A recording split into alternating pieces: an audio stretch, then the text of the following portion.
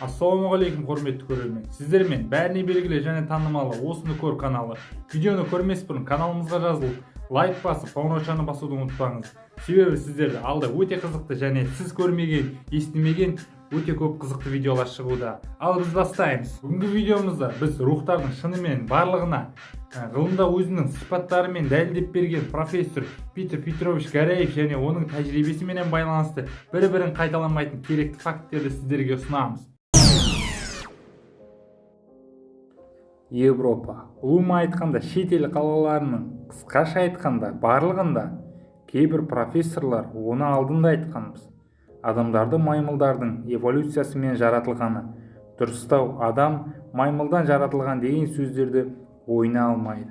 Бірақ онда не үшін қазіргі маймылдар адамға айналмай жатыр деп сұрақ қойсаңыз, өзін сізден алып қашады. Себебі олар сол елдің көптеген мақтау грамоталарын алған профессорлар. Бір кездері Чарльз Давлин айтқан теорияны өздерінше шындық деп ойлайды.